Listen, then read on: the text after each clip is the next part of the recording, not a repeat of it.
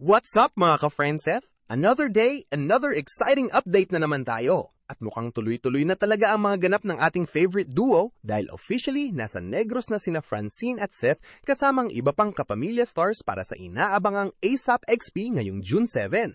At alam naman natin, pagkatapos ng kanilang pinag-uusapang airport sighting kahapon, marami sa atin ang excited na makita kung ano pa ang mga susunod na moments na naghihintay para sa Franceth sa kanilang Negros trip.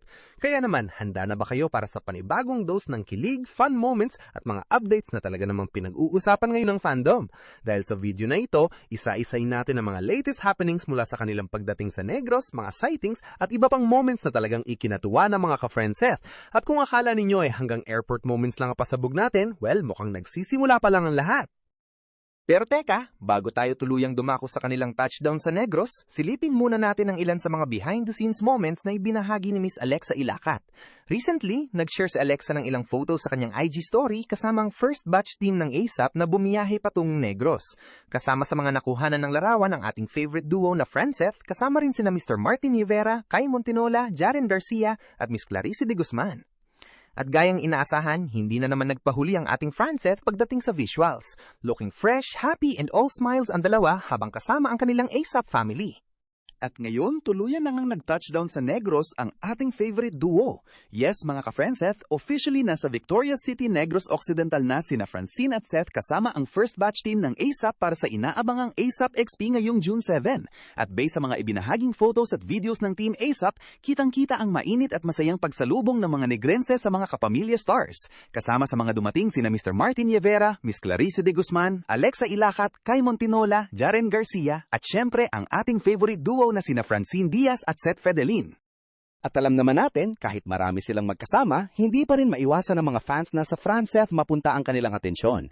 May isang group photo na ibinahagi kasama ang buong Team ASAP. And look how cute they are! Isa rin sa mga paboritong moments ng fans ay nang makuhanan ng Franceth kasama sina Mr. Martin Rivera, Mr. Ogie Alcacid, Alexa Ilacat at Miss Clarice de Guzman habang nagpo-pose para sa isang larawan sa iconic na arko ng Victoria City. Officially, nasa Negros na nga talaga ang Franceth. At kung hindi pa sapat ang cuteness overload na iyon, may isa pang shared video na ikinatuwa at ikinakilig ng fans. Makikita rito ang buong grupo na masayang nag-e-enjoy habang sinusubukang gumawa ng jump shot. At syempre, hindi rin nagpahuli ang ating favorite duo na game sa pagbabakyut at pakiki-enjoy kasama ang kanilang ASAP family. Simple moments lang pero talagang nakakadagdag ng excitement sa nalalapit na ASAP XP. ASAP XP in Victoria City!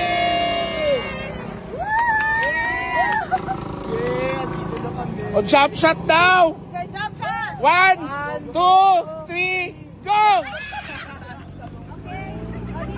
At syempre, habang unti-unti nang na-enjoy ng Team ASAP ang kanilang pananatili sa Victoria City, hindi rin naiwasan na maispatan ng ating favorite duo ng mga fans habang naglilibot sa iba't ibang lugar sa Negros. At alam naman natin, saan man magpunta ang Franceth, siguradong hindi mawawala ang mga fans na excited na makita sila at magkaroon ng pagkakataon makapagpa-picture kasama ang kanilang mga idols. Sa ilang videos at photos na ibinahagi online, makikita na game sina Francine at Seth na pagbigyan ng mga supporters na nagpapakuha ng larawan sa kanila. At kaya ng dati, parehong fresh, blooming at all smiles ang dalawa habang nakikisalamuha sa mga fans. Kaya naman hindi nakapagtataka kung bakit marami pa rin ang kinikilig at natutuwa sa kanilang simpleng interactions. Pero hindi lang iyon. Sa isa pang shared video, naispatan din ng Franceth kasama sina Miss Clarice de Guzman at Mr. Ogie Alcacid habang abala sa pag-shoot ng isang spill para sa ASAP XP.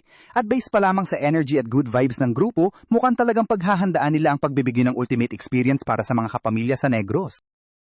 Doon sa si Fiang, si Clarice de Guzman, si Fiang, si Seth, si Seth, At speaking of exploring, isa rin sa mga iconic spots na kanilang binisita ay ang sikat na The Ruins, isa sa mga pinakapinupuntahang landmark sa Negros Occidental.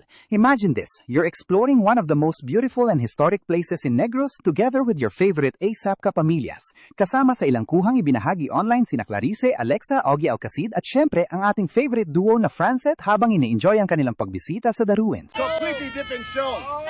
Two completely different shows. A tall Augie and a small Augie. Yes, tas June 8, uwi na kami! Hindi rin nagpahulu ang grupo sa pagbisita sa Hofilinho Museum, kung saan makikitang enjoy na enjoy silang tuklasin ang kasaysayan at kultura ng Negros Occidental. At sa totoo lang, nakakaaliw makita ang mga ganitong moments ng Francet. Hindi lang dahil sa performances ang inaabangan ng fans, kundi pati na rin ang kanilang mga simpleng bonding moments at adventures kasama ang kanilang ASAP family. At mukhang mas lalo pang uminit ang excitement dahil ngayon darating na June 7 Sunday magaganap na ang inaabangang ASAP XP sa Victoria's City Coliseum.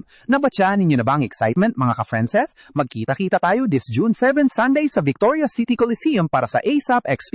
Kaya wag na wag ninyong palalampasin ang ultimate kapamilya experience na hatid ng ASAP sa Negros. At kung nag-enjoy kayo sa updates na ito, wag kalimutang mag-like, mag-share at mag-subscribe para lagi kayong updated sa latest ganap ng Francet at ng buong ASAP family. This is your Francet Update. Hanggang sa susunod na video, bye mga ka-Francet! There! Dalawang show yun! Two completely different shows. Two completely different Yes! shows. A tall Augie and a small Augie. Yes! Tas June 8, uwi na kami!